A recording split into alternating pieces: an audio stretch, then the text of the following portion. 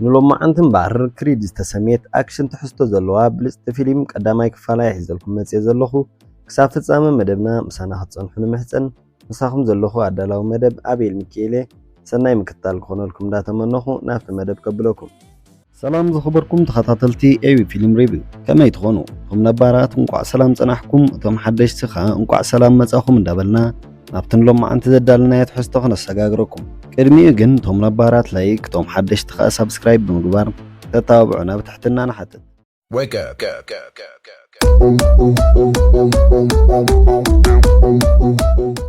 اتا فيلم حدا أدونيس كريد استسمي قلعة أبناي تحت عدم أسر بيت كباس كلها تجمر بدحر زي قال خابتو مخبر تتصطب بمنصع نتبأسي يقارصوه دحر استوسنه حنت عما أكلاي كل عدمة تركب ماري أنز تبهلت سبيت تمتصومو أبتو أسر بيت مس أدونيس كريد ترخب أبتو ركبومون أدونيس كريد بزعبة علي تخفلت عدلي راكب أدونيس كريد وده حدا حجي بهوت زي اللي هبوب توقاسات أي أبولو كريد مخاني ردا ماري أن بعلا سبيت أبو مخانا دحر مردا نأدونيس مساء خنبر فقادنيا تخوينو تحتو كابز مغصال الترئيس توسن عامتات مغرميت دحر موساد استأخذ سبعي كوينو أب حدا كامباني تقوطيرو السرح زنبرة أدونيس كريد يزلالينا كريد أبت كامباني بزقبرو أبركتو أبت ونان تكان ناي سرح عبيت كبركتو اللي هو يريئنا يخول امبر كريد أبسرحو بزوح عقبات سلازينبرو نتي بروفيشنال تقواسات أيناي مخان حلمون متكبر نتي زنبرو سرح نخقر فيوسن دحر استوسن كريد نابت بيتسبو زونن دلفيز تبهله ناي قسط مسلطان يمرح بدحر زي نتي بروفيشنال تقواسات أيناي مخان حلمو نحاوبو مسكافلو حاوبو جن كقبل أي كألن مغنياتو أبوه موائلو أبت مخته قسطي ساق خمز نبرن أبوون هوتو خمز حلفتن بمذكر لكريد ونعج أنا يبوون خيبت حب محلاي حسابو مقبالي أبيو حاوبو بموسخ أبتبو تانعو خسلتنا زخيل كم زي اللي بمحبر تسفاخو غرصي فتن يخون انبر كريد نحاوبوون مئمان أبتبو تخبزو اللو تقواسات بمتسانا خفتنا يحطو بدحر زي حاد كيفن زتبهل تقواسات أي نتقتمي قبلو كيفن أب زبنو عسرت جزية بمزرار سعرن أب كاليفورنيا تعواتي ورق أو قانت خون زبقان حيال تقواسات أي زنبره يخون انبر مزخول بقعاتو كيفن نميدا مسأتوه أدونيس كريد أب قداماي زورياي خسعرو زخاله بدحر زعوت أدونيس كريد رئسة أمانو تسلز برخه أفتما أفتبوتا زنبرو كالوقت كفالم زدلن تلوب يحاتت بدحر زي أفتبوتا سمقونون زخونن كابت مسلطني تزبالت تتصواتاي زخونن دان ويلر يمص دان ويلر بروفيشنال تقوسات أي كوينو نعسر شمون تجزي ولا حنت جزي سعرات كي انقده عاوز استقوانا صفه تقوسات أي زنبره دحر حدة دقائق نتقطم يجمروا مو يخون امبر أبز ساعات أدونيس كريد لنايدان مهرمتن كتصاورون كقراخولن أيكالن أما وداتاون تزريري ودقم ماي سعر كابز مغزال أدونيس كريد نابغزو يبلمو مريان نتمهرمت مسرايت كسب مدكلاينا نعزب بدحر زي مريان مليسو نا بوكسينغ نخيملس تطنقو مليسو قصلو مدب انتلو ግን ካላአይ ጊዜ ገጹ ክትሪኦ ከም ዘይተደሊ ኣትሪራ ተሰማዓሉ بدحر زي أدونيس نتجزا حقوق مهاب يلفو خواتي وسن كابز مقصال أدونيس كريد نفتقد من ويح عمتات نبؤ سعر وزن برا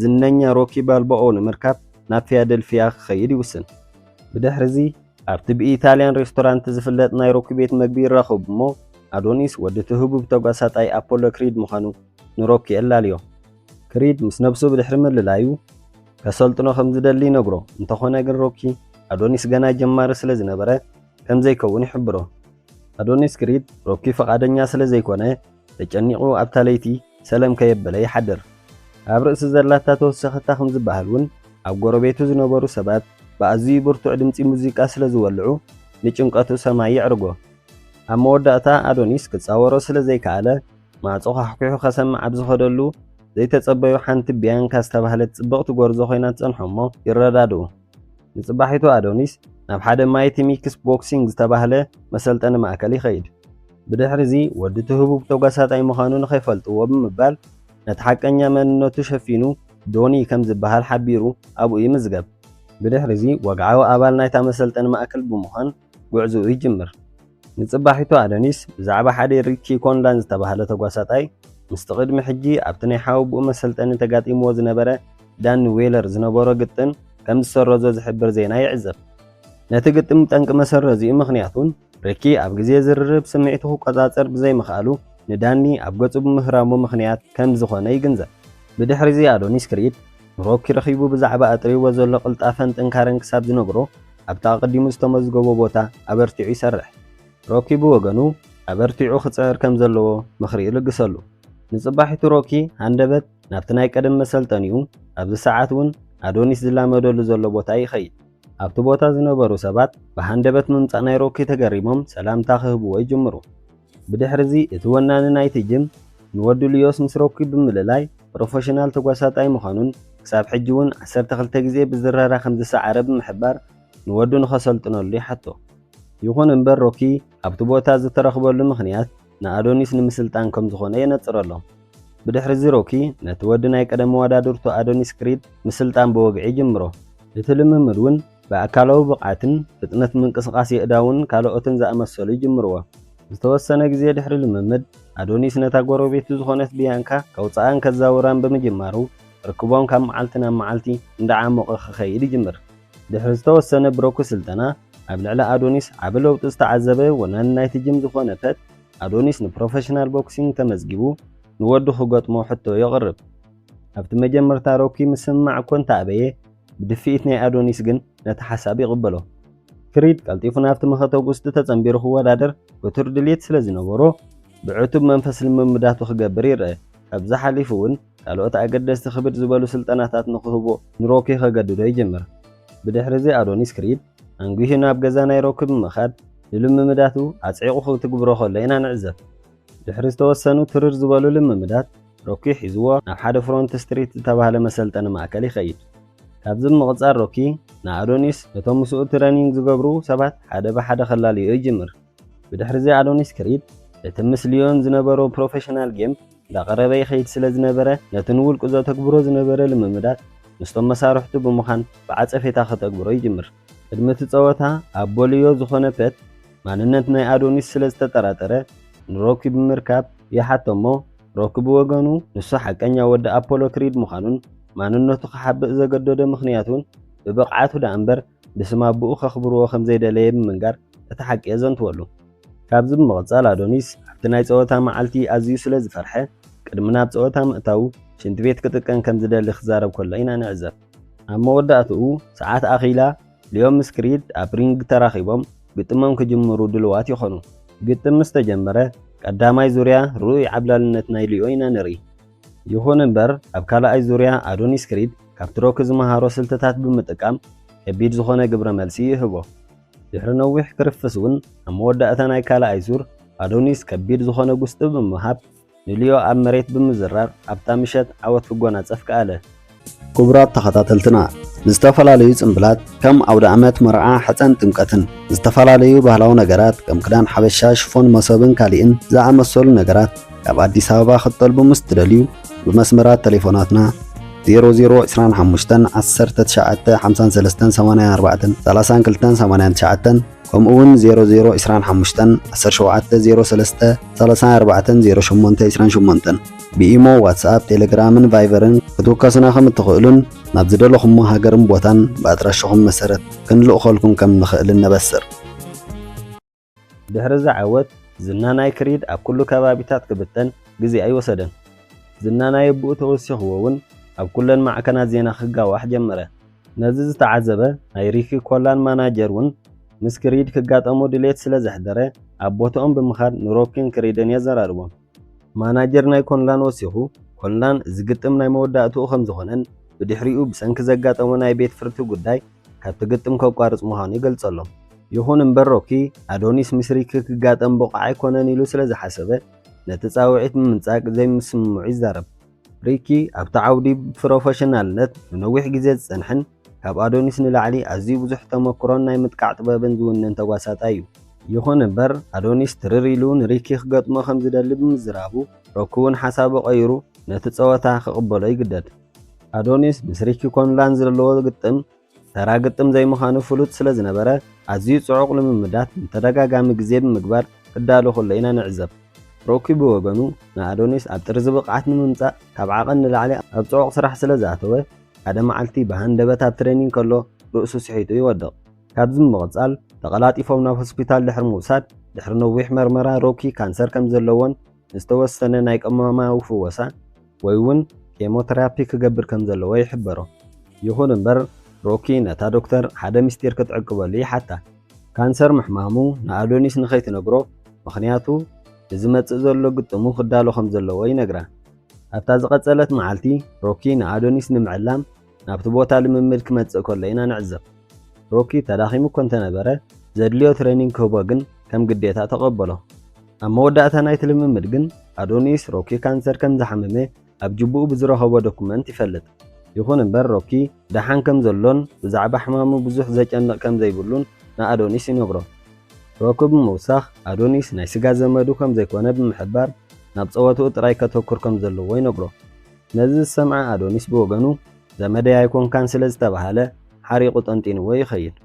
ኣዶኒስ ካብ ሕርቃኑ ንምዝሓል ብምባል ናብታ ሙዚቃዊ ምርኢት ዝነበረ ኣፍቃሪቱ ቢያንካ ይኸይድ።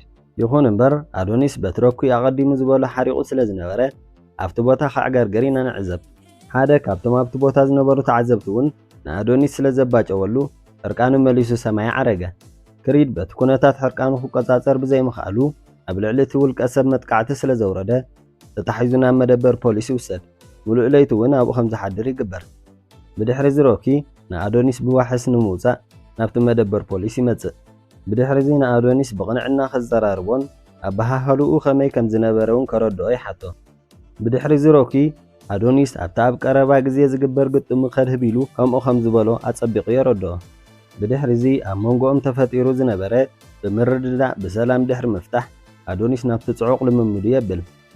ኣዶኒስ ነቲ ምስ ሪኪ ዘለዎ ፀወታ ድልው ንምዃን ትንፋስ ዘይህብ ልምምድ ክገብር ከሎ ኢና ንዕዘብ። ሮኪ ብወገኑ ወላ እኮ ናይ ሆስፒታል ክንክን ዘድልዮ እንተነበረ ኣብቲ ሆስፒታል ብምዃን ንባዕሉ ክነዓቕ ዘይከኣል ምኽርን ትሬኒንግ ክህቦ ከሎ ኢና ንዕዘብ። ኣብ መወዳእታ እቲ ነዊሕ ትፅቢት ዝተገብረሉ ግጥም ሰዓቱ ስለ ዝኣኸለ ኣዶኒስ ምስ ሪኪ ኮንላን ኣብታ ቅድሚኣ ዝነበረት መዓልቲ ኣብ ኢንተርቪው ይራኸቡ። ኣብቲ ኢንተርቪው ሪኪ ንኣዶኒስ ብኣሽካዕላል ክጎጥዮ ስለ ዝጀመረ ኣዶኒስ ስምዒታዊ ክኸውን ከሎ ኢና ንዕዘብ። ኣብታ ምሸት ሮኪ ነቲ ኩሉ ዝኾነ ስለ ዝተዓዘበ ንኣዶኒስ ኣብቲ መዓልቲ ግጥም ዕርቃኑ ክቆጻጸር ከም ዘለዎ ዝተወሰኑ ምኽርታት ይህቦ። ነዊሕ ከይጸንሐት ኣፍቃሪቱ ቢያንካ ስለ ዝመጸት ክልቲኦም ጽቡቕ ግዜ የሕልፉ። ንጽባሒቱ እቲ ብዙሕ ትጽቢት ዝተገብረሉ ግጥም ሰዓት ኣኺሉ ደበኽ ይብል።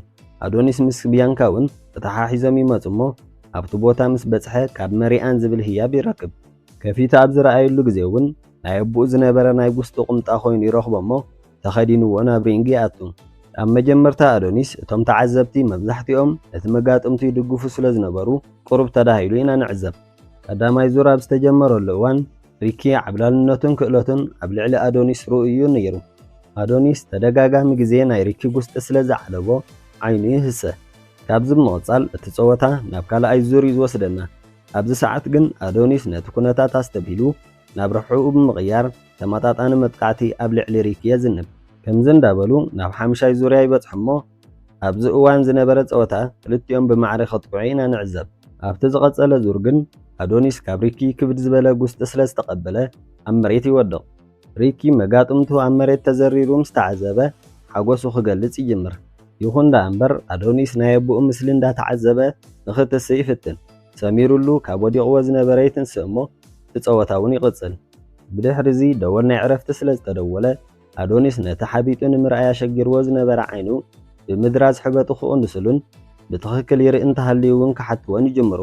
ፀጋመይቲ ዓይኑ ቁሩብ ተሃስያ ስለ ዝነበረት እቲ ሓኪም ብምውሳኽ ዓይኑ ዘይርኢ እንተሃልዩ ነቲ ግጥም ከቋርፅዎ ከም ዝኽእሉ ይሕብሮ። ቢያንካ ብወገና ብኹነታት ኣፍቃሪኣ ተሸቒላ ኣብ ቦታኣ ኮይና ክትውጭጭ ኢና ንዕዘብ። ይኹን እምበር እቲ ግጥም ክሳብ 12 ዙር ከም ዝቐጸለ ኢና ንዕዘብ። ኣብዛ ዙር እዚኣ ኣዶኒስ ብርክት ዝበሉ ጉስጥታት ኣብ መዕጉርቲ ሪኪ ክዕርፍ ስለ ዝኸኣለ ኣብ መወዳእታ እውን ሪኪ ክፃወሮ ስለ ዘይከኣለ ኣብ መሬት ተዘሪሩ ይወድቕ። ሪኪ ወዲቑ ከሎ እቲ ፀወታ ይውዳእ እሞ ኣዶኒስ ዓወቱ ክገልጽ ክጅምር ከሎ እቲ ዳኛ ቅርብ ብምባል ነጥቢ ከም ዝተቖርጸሉ ይነግሮ። ብድሕሪ እዚ እቲ ዳኛ ተዓዋቲ ናይቲ ግጥም ብጸቢብ ነጥቢ ሪኪ ኮንላን ምዃኑ ይሕብር። ሪኪ ኮንላን ናይ ዓወት ዋንጮ ምስ ተዋሃበ ቅርብ ብምባል ንኣዶኒስ ብብቕዓቱ ከም ዝኣመነሉ ይነግሮ። ኣዶኒስ ብወገኑ ብናይ ስፖርት ጠባይ ስዕሮ ተቐበል ናይ ግድን ኮነ። بدحرزي ሓደ ጋዜጠኛ ናብ ትሪንግ ብምእታው ንኣዶኒስ ኣቦኡ ብሂወት ተዝህሉ እንታይ ክብሎ ከም ዝደሊ ሓቶ ይረአ። ኣዶኒስ ብወገኑ ኣቦኡ ብጣዕሚ ከም ዝፈትዎን ናይ ኣቦኡ ፈለግ ብምኽታል እውን ከም ዝኮርዕን ብምንጋር ነታ ፊልም ይዛዝማ። እምበኣር ዝኸበርኩም ተኸታተልቲ ኤቢ ፊልም ሪቪው ቪድዮና ክሳብ መወዳእታ ስለ ዝተኸታተልኩሞ ምስጋናና ብቃላት ዝንገር ኣይኮነን። ንሎም መዓንቲ ሒዝናዮ ዝመፃና ነዚ ዝተኸታተልኩሞ ይመስል ከም ዝፈተኹሞ ኣይንጠራጠርን። ዝኾነ ሓሳብ ወይ እውን ሃናፅነ ቐልፊታት ኣለኩም ኣብ ኮመንት ከተቐምጡልና ንሕብር። ክሳብ ቀጻሊ መደብና ሰላም ቀኒዩ።